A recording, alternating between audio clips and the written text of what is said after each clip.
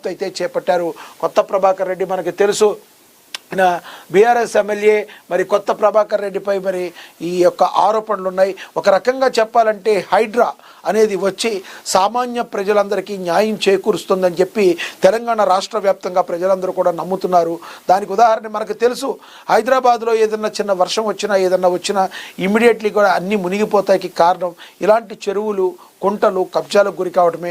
ఇది గమనించిన రేవంత్ ప్రభుత్వం ఎటువంటి పరిస్థితుల్లో కూడా మరి తెలంగాణలో ఇలాంటి నీటి ముప్పు కార్యక్రమాలు ఉండకూడదు, కోకటి వేళ్లతో కూడా సైతం పెకలించి వేయడానికి తాను వచ్చిన తర్వాత ఒక హైడ్రాని తీసుకొచ్చి తద్వారా బడాబాబులు ఎవరైతే ఉన్నారో బడాబాబుల కబంధ హస్తాల్లో ఎక్కడైతే మరి ఇలాంటి భూములు ఇరుక్కుపోయినాయో వాటిని బయటికి తీసుకొచ్చే ప్రయత్నం చేస్తూ మరి తెలంగాణ ప్రజలకు రాష్ట్రానికి న్యాయం చేస్తూ కాంగ్రెస్ పార్టీ అయితే కాంగ్రెస్ ప్రభుత్వం అయితే ముందుకు వెళుతుంది. మరి ఈ రకంగా మరి ఒకవేళ ఈ విషయంలో కానీ నేర నిరూపణ అయితే మాత్రం తీవ్ర పరిణామాలు అయితే కొత్త ప్రభాకర్ రెడ్డి ఎదుర్కోవాల్సిన అవసరం అయితే ఉంటుంది.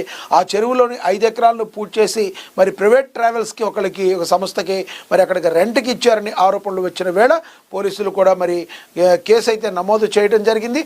రానున్న రోజుల్లో దీని మీద ఒక క్లారిటీ ఉంది. మీరేమనుకుంటున్నారు? అసలు బీఆర్ఎస్ ఎమ్మెల్యే కొత్త ప్రభాకర్ రెడ్డి ఈ విషయంలో ఎంతవరకు ఈ రకంగా చేసుంటారని మీరు నమ్ముతున్నారు? మరి రానున్న రోజుల్లో ఏం జరగబోతుందో వేచి చూద్దాం. కామెంట్ బాక్స్ రూపంలో కామెంట్ చేయండి. ఇక గ్రోక్తో మహిళల మార్ఫింగ్ ఫోటోలు, కేంద్ర మంత్రికి ఎంపీ ప్రియాంక చతుర్వేది ఫిర్యాదు, మహిళల గోప్యతకు సంబంధించిన ఈ అంశంపై కేంద్రం జోక్యం చేసుకోవాలి. ఒక సాధారణ మహిళ ఫోటోను అశ్లీలంగా మార్చామని ప్రాంప్ట్ ఇస్తే దానికి ఏఐ చాట్బాట్ గ్రోక్ ఎలాంటి అభ్యంతరం చెప్పకుండా సమాధానం ఇస్తుండటం చర్చనీయాంశంగా మారింది. ఇటీవల కాలంలో మహిళల మార్ఫింగ్ ఫోటోలు సామాజిక మాధ్యమాల్లో వైరల్ అవుతున్నాయి. ఈ అంశంపై శివసేన మరి ఎంపీ ప్రియాంక చతుర్వేది తీవ్ర ఆందోళన వ్యక్తం చేశారు. మహిళల గోప్యతకు సంబంధించిన ఈ అంశంపై తక్షణమే కేంద్రం జోక్యం చేసుకోవాలంటూ మరి మాట్లాడడం అయితే జరిగింది.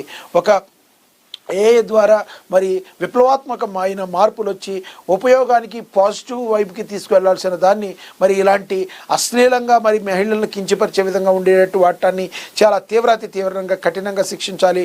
ఇలాంటి పనులు చేసేవాళ్ళని ఏదంటే ఒక వస్తువు లేదంటే ఒక టెక్నాలజీ ఏదన్నా వచ్చినప్పుడు దాన్ని ఉపయోగించుకుని మనం అభివృద్ధి చెందే వైపుకి వెళ్ళాలి, కానీ అధపాతాళానికి పడిపోయేటట్టుగా ఉండకూడదు. మరి కానీ ఇలాంటి రావడానికి గురించి మరి కేంద్ర ప్రభుత్వం అయితే జోక్యం చేసుకోవాలి. మహిళలకు భద్రతను కల్పించాలి, వాళ్ళ మాన ప్రాణాలకు మరి భద్రత కల్పించాల్సిన బాధ్యత కేంద్ర ప్రభుత్వం మీద అయితే ఉంటుంది. చూడాలి రానున్న రోజుల్లో మరి ఏఐకి సంబంధించి ఇలాంటి మార్ఫింగ్ చేసే వాళ్ళకి కేంద్ర ప్రభుత్వం ఉక్కుపాదం ఏ రకంగా మోపుతుంది అనేది మనం వేచి చూడాల్సిన పరిస్థితి. ఇక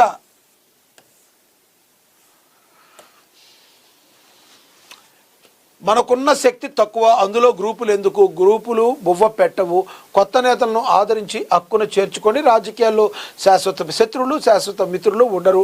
మల్కాజ్గిరి ఈటెల కామెంట్స్ చేశారు. మరి ఈటెల గారు మరి ఈ రకంగా కామెంట్ చేశారో కానీ ఇదన్నీ కూడా బీజేపీకి ఒక రకంగా వెన్నతో పెట్టిన విద్య. కానీ